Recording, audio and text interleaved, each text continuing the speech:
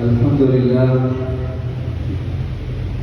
alladzi nahmaduhu wa nasta'inuhu wa nastaghfiruh wa na'udzu billahi min shururi anfusina wa min sayyiati a'malina may yahdihillahu fala mudilla lahu wa may yudlil fala hadiya lahu asyhadu an la ilaha illallah wahdahu la syarika lahu wa asyhadu anna Muhammadan abduhu wa rasuluhu al-mab'uts rahmatan lil alamin.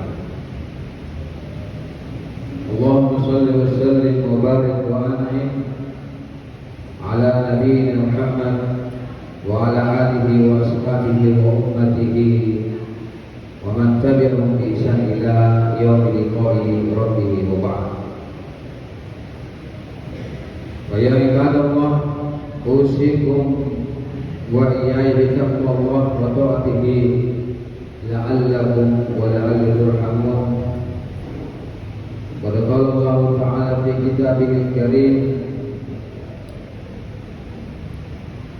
wa huwa al-Qur'an asdaqul qailin tanzilun min rabbil alamin. A'udzu billahi minasy syaithanir rajim. Ya ayyuhalladzina amanu taqullaha haqqa tuqatih wa la tamutunna illa wa antum muslimun. Wa qala Nabiyyuna alaihi salatu wassalam, ittaqillaha haitsu ma kunt wa atbi' sayyi'atal hasanah tamhuha wa khaliqin nas bi khalqin hasan. Sadaqallahul azim wa sadaqa nabiyul karim wa nahnu ala dzalika minasy syahidin wa syakirin. Ma'asyiral muslimin wal hadirin sidang jamaah Jumat rahimakumullah alaikum fi dunya wal akhirah. Alhamdulillah, segala pujian senantiasa kita ucapkan kepada pemilik segala pujian, Allah Rabbul Alamin. Oleh karena atas izin dan nikmat yang diberikan kepada kita, sehingga alhamdulillah kembali kita bisa melangkahkan kaki kita untuk menunaikan kewajiban sholat Jumat secara berjamaah. Allah Subhanahu wa ta'ala sedikit pun hatta pun wahyu satu detik tidak pernah berhenti memberikan nikmatnya kepada kita. Baik nikmat itu kita ingat atau kita lupa, baik nikmat itu kita sadari atau tidak kita sadari, bahkan baik nikmat itu kita suka atau kita benci. Karena kita tidak pernah satu detik pun berhenti menikmati pemberian Allah Rabbul Alamin. Wa qala Rabbuna wa in ta'uddu ni'matallahi la tuhsuha. Kalau kalian ingin menghitung pemberianku, menghitung-hitung nikmatku, maka kita tidak akan bisa. Sesungguhnya kaya itu nikmat dari Allah, sebagaimana pun miskin nikmat dari Allah. Sehat nikmat dari Allah, sebagaimana juga kita sakit juga nikmat dari Allah. Demikian pula lapang dan juga dalam keadaan sakit. Kenapa demikian? Karena Allah tahu takaran yang nikmat yang diberikan kepada kita sesuai dengan ilmunya. Nah, syarat Allah Ta'ala nikmat kekayaan karena Allah tahu dengan ilmunya. Kalau saya berikan hal yang ini, maka dia akan bermanfaat bagi manusia dan dia bisa lebih dekat kepada dengan nikmat yang diberikan. Demikian pula kalau Allah diberikan kemiskinan, Allah lebih tahu dengan ilmunya. Kalau saya berikan pokok ini, maka dia terhindar dari musibah terhindar dari kufur nikmat sebagaimana Qarun dan orang-orang sebelum kita, dan dia dinaikkan derajatnya atas kesabaran. Demikian seterusnya. Yang persoalan adalah hati kita itu kadang-kadang tidak bisa menampung kodoknya pasarina karena Allah Subhanahu wa Ta'ala. Jadi sahabat itu bukan masalah kaya kemudian miskin. Kama qala Allah Ta'ala, inna akramakum indallahi atqakum. Bahwa paling baik dari sisi Allah Ta'ala yang itu orang yang paling bertakwa. Hati kita kadang-kadang tidak cukup wadahnya. Saya sering memberikan sebuah ilustrasi. Kalau ada sebuah garam, ceklah, kita ambil satu genggam dan kita masukkan ke dalam sebuah mangkok kecil. Coba kita rasakan setelah diaduk-aduk bagaimana rasanya garam itu. Pasti ceklah, asin. Karena tempatnya kecil, wadahnya sempit. Tapi kalau garam itu, andai saja kita bisa ambil dan kita simpan di dalam mawar misalnya, atau lebih luas daripada dalam mawar, kita aduk-aduk, rasakan airnya kalau bisa dirasakan, tidak kasihan kecil lagi. Padahal jumlahnya sama. Kenapa bisa berbeda? Karena wadah penampungnya tampaknya berbeda. Itulah senantiasa kita minta kepada Allah diberikan hati yang luas untuk menerima kebenaran Allah Subhanahu. Demikian kita bersalawat kepada Rasulullah Muhammad sallallahu alaihi wasallam. Betul saya tahu, Nabi itu satu waktu pernah bersama Aisyah, benenya, ibu kita, Ummul Mukminin. Nabi waktu itu Aisyah sementara aktif berpindah di punggung dia sadar atau tidur rebahan di pahanya Nabi alaihi wasallam. Nabi kemudian berdoa, Allahumma ighfir dhunubil Aisyah fil awwal wal akhir wal zahir wal batin. Ini harus Muslim. Ya Allah, ampunilah dosa Aisyah, baik yang awal maupun yang terakhir, baik yang terang-terangan maupun yang sembunyi-sembunyi. Mendengar itu Aisyah tersenyum sama ragu. Nabi bertanya kepada Aisyah, apakah engkau senang dengan doa yang saya bacakan? Ibu kita menjawab, saya sangat senang ya Rasulullah. Aisyah itu begitu. Kalau biasalah kalau wanita, kalau beliau senang itu, Nabi pernah mengatakan, saya tahu Aisyah kalau kamu marah. Kalau kau marah, kau mengatakan, Fala Rabbul Ibrahim, demi Tuhan Ibrahim. Dia tidak mengatakan demi Tuhan Muhammad. Lalu yang terhadap dia, biasa.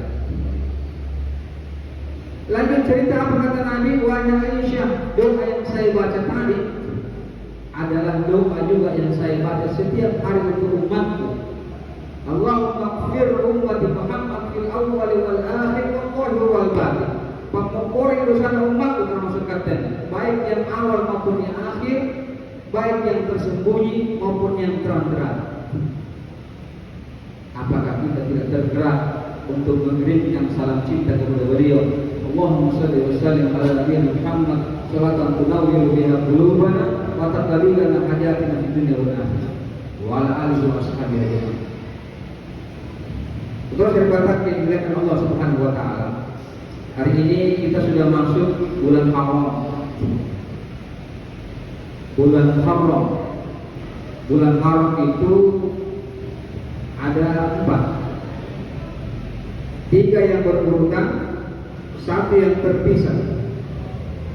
Yang berurutan adalah Zulhijjah atau Dzulhijjah 11, Zulqa'dah 12, dan bulan pertama Muharram bulan ini. 11, 12, bulan 1 itu berurutan. 1 yang terpisah bulan 7, bulan Rajab. Allah katakan dalam Al-Quran, Inna iddatash syuhuri indallahi, sesungguhnya bilangan di sisi Allah adalah 12 bulan, Asy'ara syahrin fi kitabillah yawman khalaqas samawati wal ardh, pada penciptaan langit dan bumi. Wa min arba'atul hurum, wa min arba'atul hurum, dan di antaranya ada 4 yang Maram. Bulan Maram artinya bulan yang dihormati. Hari ini tanggal 6 Muharram. Hari mata kelima Muharram. Ini masalahnya umat Islam tidak punya kalender yang tetap. Sebenarnya penanggalan Muharram ini Hijriah itu pernah berlaku umum bagi umat Islam lebih 1000 tahun, ribuan tahun lamanya. Jadi mungkin orang itu ini dari orang mereka kalau berbicara tentang tarik penanggalan itu tidak menggunakan miladiah.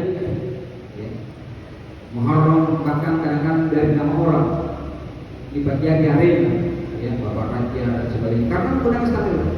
Tapi kemudian setelah runtuhnya Turki Utsmani 1924 semua dihapus, maka berlaku sekularisme di umat Islam.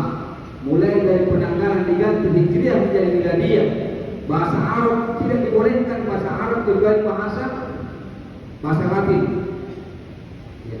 Saya ingat orang tua kita dulu itu bahasa Makassar, tapi tulisannya Arab. Lebih pintar bahasa Arab tulisannya daripada bahasa Makassar. Dihapus semuanya, kalian dihapus, bahkan di Turki sebagai sumber sekularisme dilarang menggunakan jangankan niqab, ya, bahkan hijab pun tidak boleh. Itu perbuatannya terpikir Mas Tabel. Nah kemudian muncul persoalan umat Islam menggunakan sekarang umat miladiyah. Padahal penanggalan miladiyah itu rawan dengan kesalahan. Kenapa katakan rawan kesalahan? Mungkin tidak banyak yang tahu. Kalender Masehi ini pernah dikoreksi 10 hari, Pak. Tahun 1582. Aku umpet kalau 10 hari. Karena salah penanggalan. Tanggal 4 Oktober 1582, besoknya baru menjadi 15 Oktober karena ada kesalahan perhitungan. Makanya setiap tahun nggak bisa, ya di tahun yang habis dibagi 4 itu harus dikoreksi menjadi 28 hari. Karena salah itu. Hijriah tidak bisa salah, Pak, karena harus sedikit bulan. Hari ini salah ini. Waktu dulu kemarin tanggal 1 salah, umpamanya. Ini tanggal 15, tapi dikoreksi 1 hari. Berubah tiap bulan. Makanya kemarin saya dapat informasi dari Muhammadiyah menggunakan standar global dalam Hijriah. Saya kira itu bagus. Kenapa demikian? Karena ada beberapa ibadah yang tergantung dengan tarikh penanggalan. Awal puasa, syum li ru'yatihi wa iftar li ru'yatihi. Berbuka kalian atau berpuasa ketika melihat hilal yang bulan pertama, dan lebaran iftar ketika melihat bulan Syawal. Dan ada larangan kita berpuasa di hari yang haram ketika hari Id. Memang ada perbedaan. Ada yang menggunakan matlaq, ada yang menggunakan ru'yah, ada yang menggunakan hisab. Itu istilah.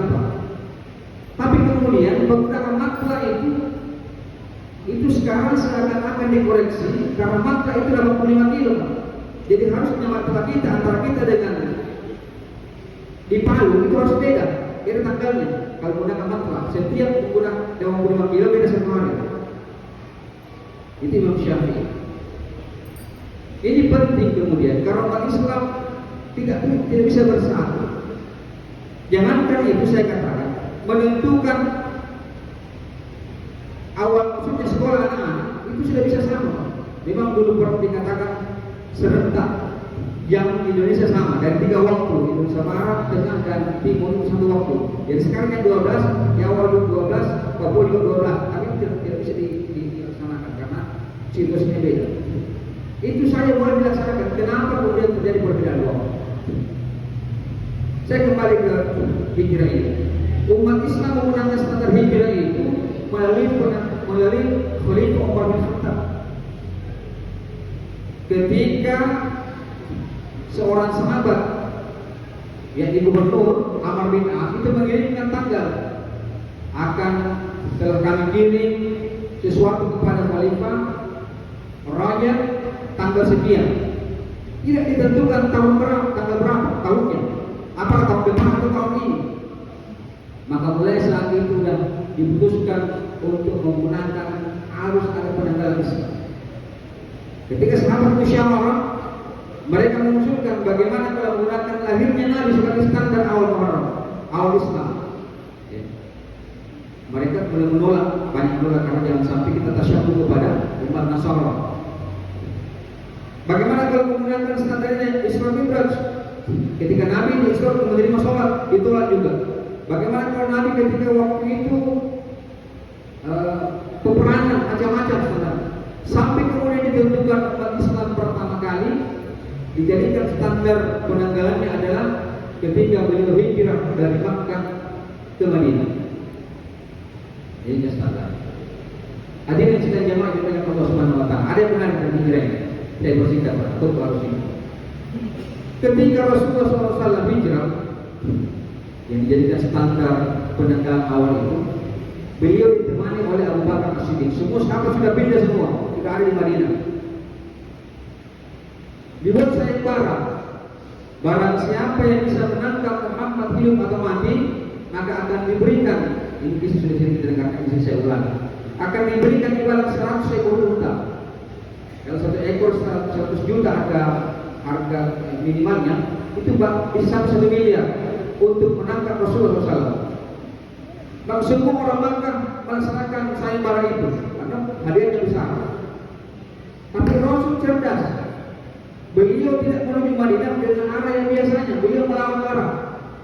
Andai kata misalnya Madinah itu ada di sebelah barat, bukan saya di Makassar. Beliau ke arah timur dulu, melawan arah. Jadi tidak ada yang prediksi. Singkat cerita kemudian tidak ada yang melihat. Kecuali 1 orang, Suraqah bin Malik. Kita dengarkan kisah itu. Dia berpikir kan, dia pencari kami tidak bijak. Kalau tidak ada yang menemukan Nabi Muhammad, pasti ada yang lain. Berlawanan dia cari, ternyata betul.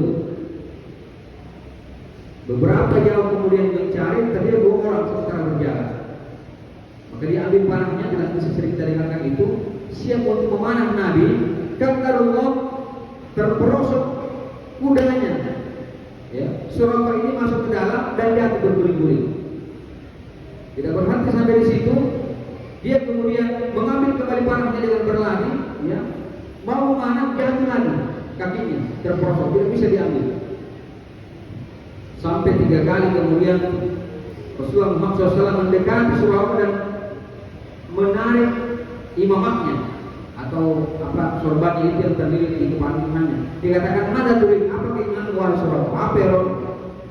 Apa kata Suraqah? "Wahai Muhammad, jangan bunuh saya. Demi Allah saya tidak akan menyampaikan rahasia ini bahwa kamu di sini, walaupun semua orang akan mencarimu." Kata Rasulullah, "Wahai Suraqah, kalau kamu menepati janjimu, maka suatu waktu nanti kamu akan mendapatkan gelangnya Raja Kisra," yang mengatakan cincinnya, salah satu perhiasannya. Waktu itu Suraqah tersenyum tertawa dalam hati. Mana mungkin Muhammad menjanjikan saya hartanya Raja Persia, sementara dia sendiri terusir dari negerinya, tidak punya pasukan, tidak punya sahabat. Dia simpan itu. Kata Allah, Suraqah masuk Islam 8 Hijriah, dia kebutuhan Makkah. Setelah dia masuk Islam, dia kemudian bersama Umar di dalam ekspedisi untuk menaklukkan Kisra Romawi, dan Allah mentakdirkan di bulan Ramadan ditaklukkanlah Raja Persia waktu itu. Dan apa yang terjadi ketika ghanimah dibawa dengan sangat banyak, ya, berlimpah-limpah ghanimah, ada emas, ada perhiasan. Umar sampai menangis, Pak, berlindung kepada Allah supaya terlindung dari fitnah dunia yang sangat banyak ini, karena banyak berlian, belum pernah umat Islam lihat sebanyak itu. Dan kemudian Umar memberikan gelangnya Raja Persia, mengatakan, "Ini janji Rasul untuk kau berikan, kau dapatkan." Suraqah sampai kemudian menangis. Begitu kota Madinah mengatakan, "Kekasihku Muhammad tidak pernah berdusta. Dia telah berjanji waktu saya mau menangkapnya, dan ini bukti hari ini." Banyak orang nangis waktu itu sekali. Terakhir saya sampaikan, kita percaya bahwa setiap yang dikatakan Nabi itu adalah wahyu. Setiap ucapan Nabi itu wahyu, Pak. Wa ma yantiqu anil hawa in huwa wahyu yuha. Dan tidaklah Muhammad mengatakan sesuatu kecuali wahyu dari Allah Subhanahu wa taala. Ada satu isyarat yang tadi dikatakan kepada kita, ini menutup khutbah ini. Ada satu perkataan yang seperti terjadi sekarang. Orang waktu itu dulu belum percaya. Apa kata Nabi? An Abi Imamah, dari seorang sahabat Nabi Abu Umamah. Kata Rasulullah SAW, "Litanqadanna arfatul Islam urfatan." Akan putus di antara tali-tali Islam sedikit seutas demi seutas. Fakullama untaqadan urwatun tasyabbahat urwatun. Setiap kali terputus putus satu tali, maka diikuti oleh tali selanjutnya. Yang paling awal yang pertama kali putus adalah hukum, yakni hukum syarat, dan yang terakhir adalah sholat dan sekali. Ini kata Nabi dalam hadis Muslim, hadis Ahmad dan Muslim juga menyebabkan kepada kita akan ada fitnah sebelum akhir zaman. Apa itu? Umat akan meninggalkan agamanya seutas demi seutas. Yang pertama adalah hukum. Padahal Allah berfirman, "Fahkum bainahum bima anzalallah." Putuskan perkara sesuai dengan hukum Allah Taala. Wala tattabi ahwahum, jangan ikut hawa nafsu. Apa hawa nafsu? Ketika kita berjuang bukan untuk agama Allah Subhanahu wa taala. Dan yang terakhir adalah sholat, ditinggalkan satu persatu. Oleh karena itu, dari kemudian penjelasan ini, semoga Allah Subhanahu wa taala menjaga kita dan menjadikan kita minimal berjuang agar kita untuk memperbaiki umat kita, warga kita, jamaah kita, sehingga insya Allah kita menjadi bagian dari yang memperbaiki yaitu muslim begini. Barakallahu li wa lakum fil Qur'anil Karim wa nafa'ani bima fihi minal ayati wa dzikril hakim wa taqabbal minni wa minkum tilawatahu innahu huwas samiul alim wastaghfiruhu innahu huwal ghafurur rahim.